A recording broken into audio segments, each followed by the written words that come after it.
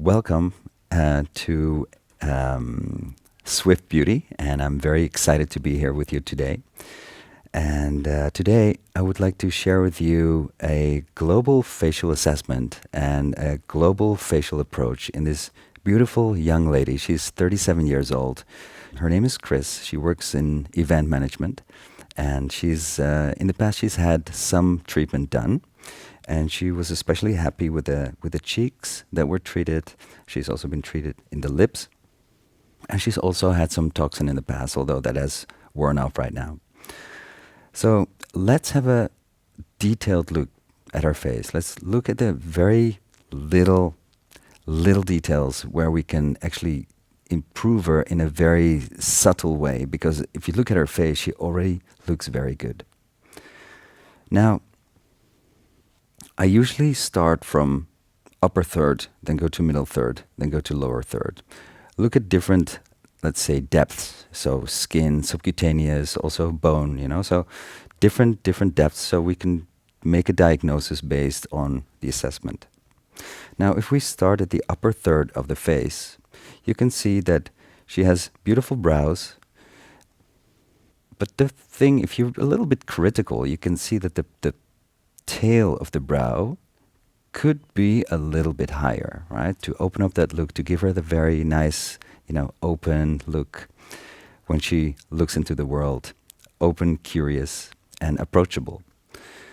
Another little detail you can see here, especially if you turn her face a little bit to play with the light, you can see that there's a little bit of maybe a suboptimal light reflection. There's a little bit of a concavity over here. So I'm just going to go ahead and mark that concavity. I'm just going to look at what I see from different angles, and especially over here. And it can be asymmetrical on different sides of the forehead. I'm just going to look at where I can see that concavity. So this is definitely an area where we can make a difference. This is an area where, even though it's not going to be obvious that we've treated her, it will show that there is an improvement somehow.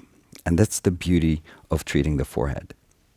Also, let's have a look at the position of the brow. So what I would like to do is just to raise the tail of the brow slightly with hyaluronic acid, not with toxins, but with hyaluronic acid. And we're going to do that by pushing the brow up and also pulling the brow up.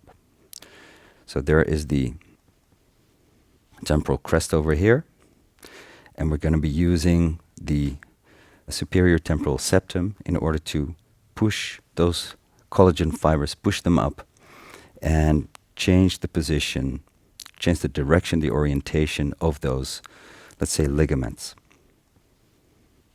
Now, looking further at her upper third of the face, and especially when she bites, can you bite? You can see that she has a pretty strong temporalis muscle. And she mentioned that her dentist also had a comment on that, because apparently she's a grinder. She bites or she grinds, and that results in a kind of almost a hypertrophy of her temporalis muscle. So that's also the reason that she has a pretty nice and full temporal area. So she doesn't need a lot of product there. Actually, maybe we can skip the temple in its entirety. The last area that I wanted to focus on is the upper eyelid. And she's 37 now, but I suspect that when she gets older, that she's going to become a little bit more hollow over here. So I think right now it's a little bit too early, even preventatively, to treat that. That could be an area that she is going to want to treat when she becomes older. So for me, that is the upper third of the face. There's no reason to treat the skin. There's no indication for skin quality improvement. So we can move down to the middle third of the face. Now, middle third, I always first look at the nose. And so you can look at the nose from the side. And as you can see, it's just perfection. So it's always really nice to give your patient a compliment if you see something that is so beautiful, so that you don't want to treat. It's just to say, wow, you have a perfect nose. Is there anything that we can do? Well, actually, not really. Well, if we're very critical, looking at the light reflection of the nose, you can see that there may be a slight deviation going to the right, and there's maybe a slight widening of the nose tip. Right, so if we would do something, then maybe we could have that light reflection go a little bit more to the left and have a little bit of more of a pointy nose tip. But for the rest, looking at the nasofrontal angle, supratip angle, nasolabial angle, those do not need any treatment. What's also really important is the area around the eyes and the cheeks. Now, she's been treated in the cheek already. And I'm also looking from top down. I'm looking from above. I'm looking from the side. I'm looking at the hollowing, the preauricular hollowing over here. I'm looking at the shape and the contour, the curve of the cheek. And all these things, I just like put my feeling into assessment. And I think this actually already looks so good. I just like almost feel uncomfortable of suggesting to put more filler over here. However, there might be room for maybe a 0.1 or 0.2 ml little bolus over here at the apex of the cheek, just to give that little bit of that light reflection at that apex. And I really like to start at the cheek before I go to the infraorbital area, because normally I work from top down, but in the middle third of the face, I like to work from the cheek towards the infraorbital area, because what you do here has an effect on the situation underneath the eyes. If you look straight into the camera, you can see that there's a little bit of hollowing over here. And of course, the palpebromalar groove is, the deeper it becomes, it's more evidence of bone resorption. Because as you may know, the orbit widens during the aging process. And the wider the orbit, of course, the older the patient is. So a palpebromalar groove is evidence of aging.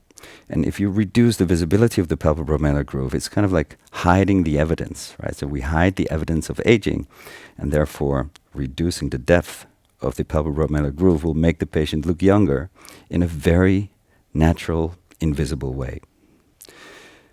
So working from lateral to medial, so from the palpebromalar groove to the V-frame deformity to the tear trough, right? So working from lateral to medial, starting at the cheeks,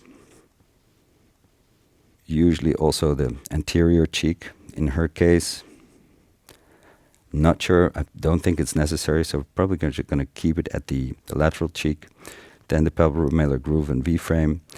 If it's necessary, we could also do something in the tear trough.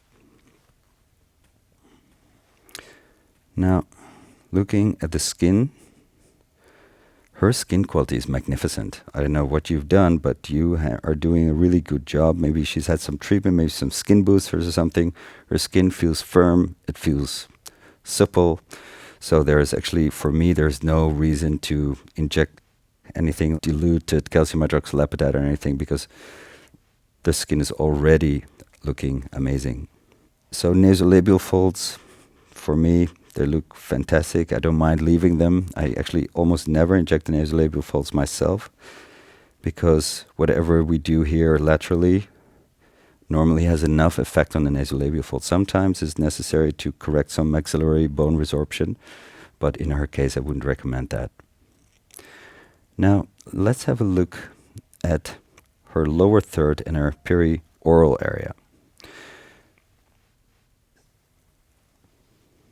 The masseter is quite strong, but the transition to the neck could be maybe a little bit more dramatic, right? So it could be more of a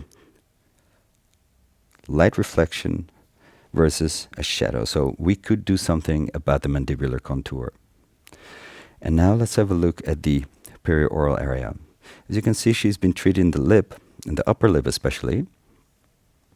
So to keep proportions, maybe we can do just a small amount in the lower lip and work on the marionette line, the mental crease, maybe a little bit of pre-gel sulcus.